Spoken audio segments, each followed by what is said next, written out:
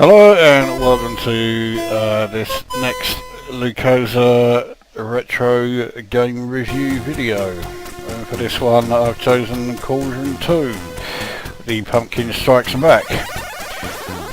This came out from Palace Software in 1986 and believe it or not it was the sequel to Cauldron. A game that was rather infamous for its extreme difficulty, and to be quite frank, things didn't change much there when this game came along. So let's start her up and see if it will allow me to actually get somewhere. This is actually the second time I've tried doing this video. The first time it kept putting me in a position because it starts you in a random location, or one of like about 7 or 8 different random locations, but there is one in particular that is so ridiculously difficult you may as well give up the moment you try or the moment you start. Now to be honest, this one's not much better, but I think we can at least get semi somewhere. So you control the old pumpkin that's bouncing around here, and if you hold down fire button you bounce a bit higher, and if I've picked up the magic spark, which you may have seen in the previous screen, then it allows me to shoot at the particular things that I come across. Now that was a magic spark and I thought I had had enough magic to get it, but clearly not. So I've now been tipped out of the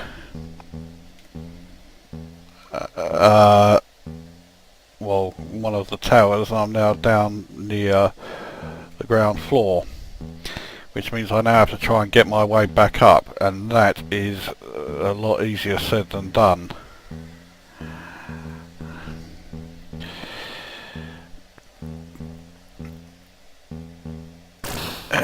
Especially if I keep doing that.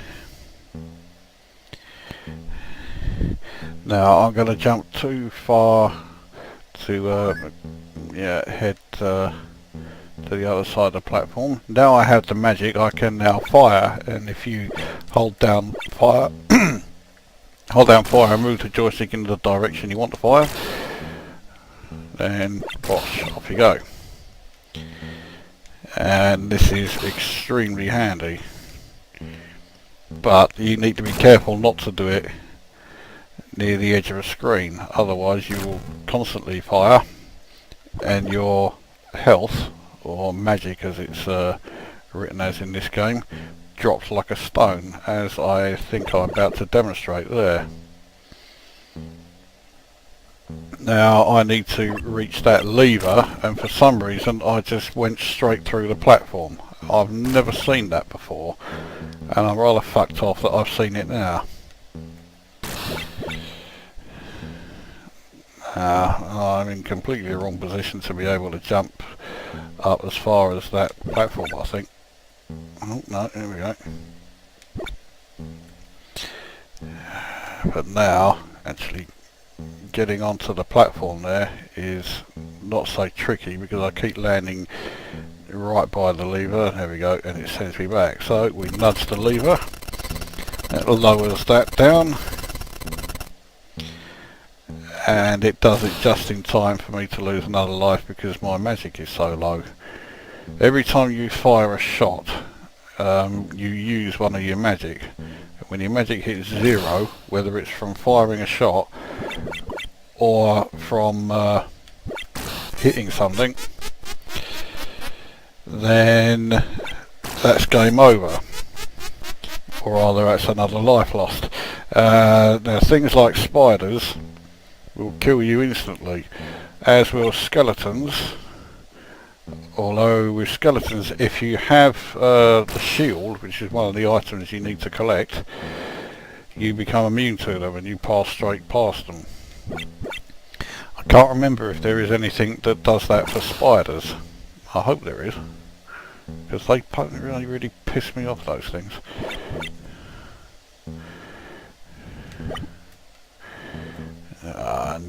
bouncing high enough for there. There we go. I'm not bouncing high enough to get over that, so now I am. The 6 items you need to collect are a shield, which is the one that makes you immune to skeletons.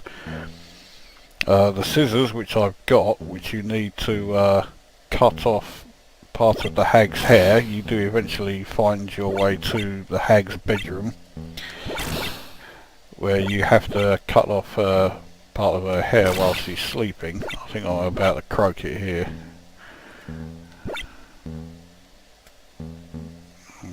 Okay.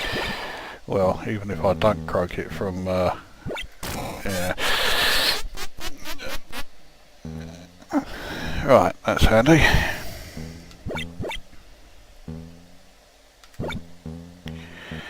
So where was I? Yeah, so there's the shield, the scissors, there's an axe which allows you to break through doors that bar your way. There's the spell book, which you need obviously to cast the spell that you have to cast in order to defeat the hag. And there's one other thing which I cannot for the life of me remember what it is. Oh, I think, yeah, it's a goblet or a chalice or something. But I can't remember why you need it.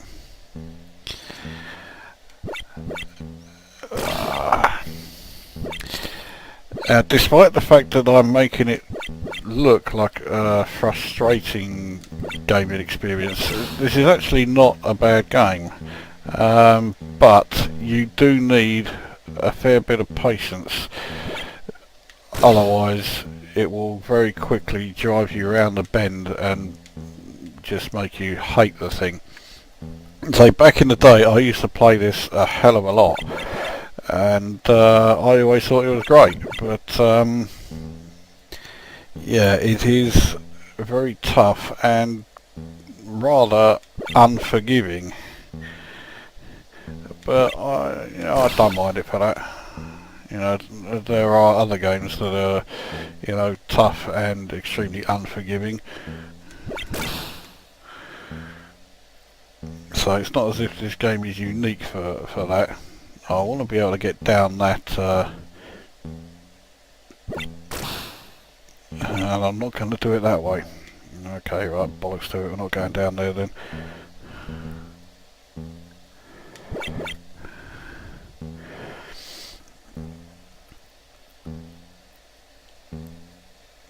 I need to be careful to avoid the, I think the spears there. Ah, that sent me onto the top of that. Alright, well this is my last life, and I am doing appallingly badly. And that sent me down here, which, yeah, it sends me into the pool. That cauldron there, which you just saw, is where you have to go to cast the spell to destroy the hag. And as you saw, it's guarded by a skeleton, so you certainly need the shield to be able to do that. Let's have one more go then, and see how I do. Started me off at the same fucking place as last time.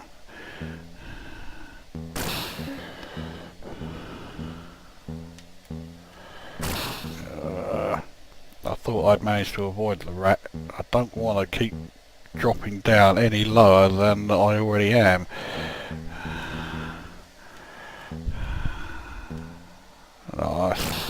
Me hitting the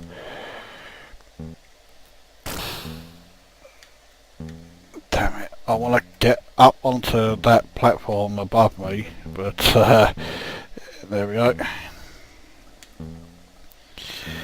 I'm pretty sure there is one of the items that I need is up. Trouble is, it's up here, but yeah, you spotted one of the flaws there with the game, which is that by making it flip screen and the fact that everything returns to where it was when you flip back. If you are on one of these platforms here with you know, monster or whatever it is, a mace here, then yeah, if you bounce back down again and it's reappeared, it means that your magic is just going to drop and drop and drop, and you don't really have much hope of getting well, what you are there for. Yeah, I made a bit of a balls up of that. I think I may have to admit defeat with that one.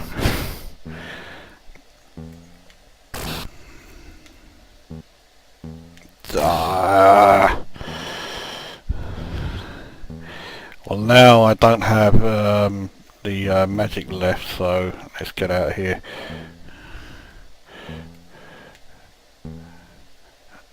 He's trying to tip me down, and that means yeah, okay, I didn't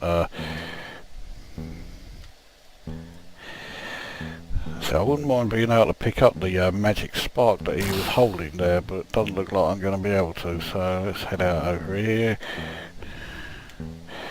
And yeah, you've seen all this area before, because well, I was here before.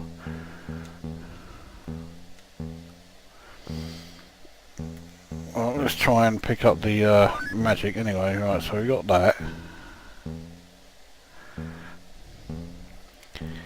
Now I have a feeling that getting out of here is going to be easier said than done. I better not be stuck here, otherwise, you know, I'll be really...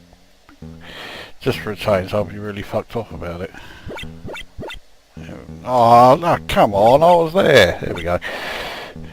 I don't want to go this way. I now need to jump out. There we go. And then over that. Well, I'm starting to actually move somewhere, although it's not letting me actually... Right. Now that I hit that thing and I'm flashing, it means that my controls have been reversed, so... Okay, it's stopped. So let's go. Now, below me there is one of the doors that you need the axe for to break through. And of course, certain areas that you have to reach involve having to break through those doors, so you can't avoid it, you have to do it. Now I'm back here again with that gaping great hole that I have to try and avoid, and of course I'm not going to here.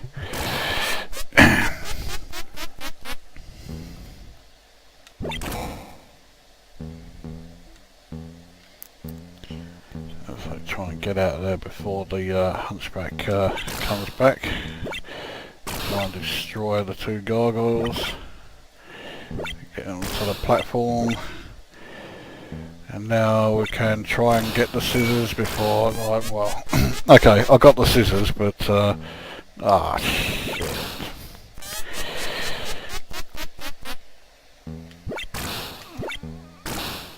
Now, I don't know if it's a fault with the, emulator, but I don't remember keeping the, magic, the ability to fire when I lost a life. I thought that always disappeared. Ah, fucking hell. Here we go. It's only taken, what, half the life to be able to actually just get up there, and then I fucked it up, so now I got hit again.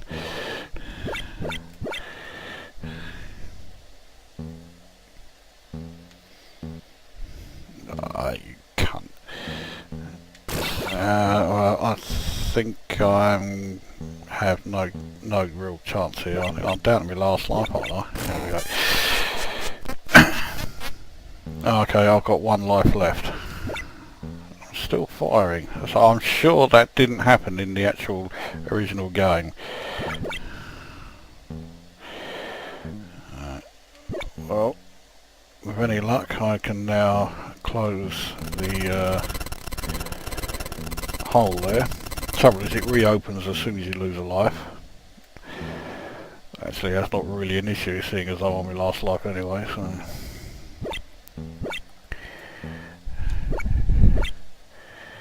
Alright, so picking that up as put my magic back up to full again. Not for long.